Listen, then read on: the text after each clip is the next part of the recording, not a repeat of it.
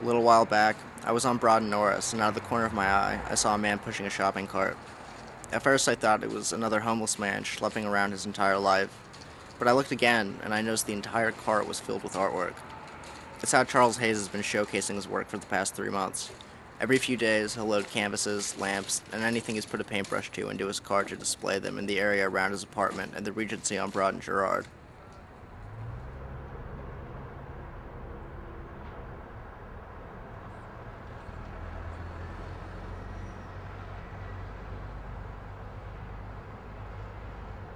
It's called The Birth of the Messiah.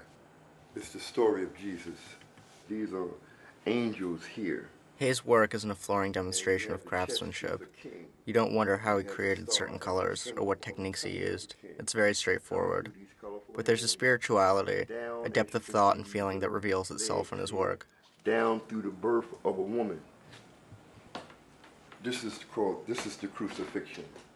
The two-headed serpent surrounding the earth is symbolizing at that time 100% evil in the earth. And here you have, this is his sarcophagus, this is his body. And then you have the heart with the stickers and stones around the top of it, indicating him.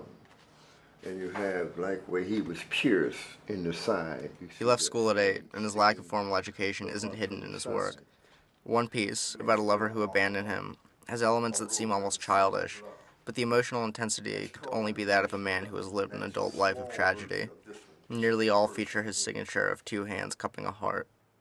That would be me howling, that would be me crying, and all those little marks there, they are question marks and whys. So I'm not knowing why, and the question marks is I'm not knowing, and the whys, I'm not knowing why, and I'm asking why.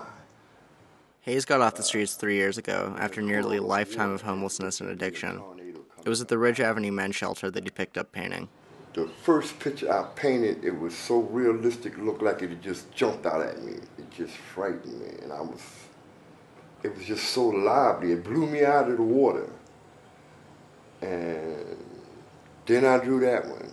And I've just been freaking out ever since then. I paint paper, I run out of paper, I paint wood, I run out of wood, I paint a lamp, I just went painting crazy. I just paint, you know. And I even got so weird, I didn't even sketch, I just painted a thing. And that normally wasn't me. Pieces range from $20 to $50, and they're the only financial supplement to Hayes' Social Security.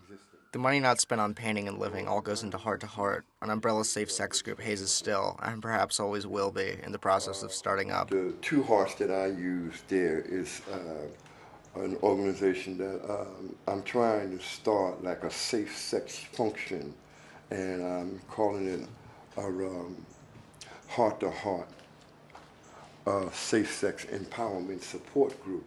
To whomever seems interested, he hands them a business card with warnings to be safe. And if I had a card or something, you know, that said,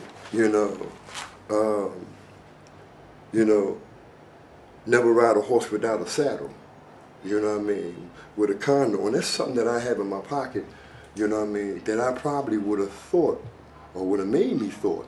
You know, I got a son now because I didn't even know what a condom was. You know what I mean? I didn't know what a condom was. I told the girl, look, we're going to do this, but don't have no baby. And I thought that was enough. He's had one showing in a hybrid community center and art gallery on Girard Avenue, but he hasn't had any since. I get this 5-string bass and a portable amp, you know, which I was planning on doing because with the portable amp. He's gone down to the galleries in Old City with his cart, like a teenager who hopes a talent scout will be at the basketball court. Selling on the streets is nothing like selling in the gallery.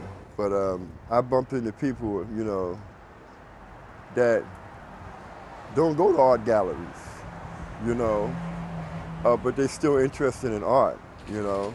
People got different opinions about what they see in the art. And I like to experience the different opinions myself, you know. It lets me know how successful that I am or I was in what I did, you know, my work.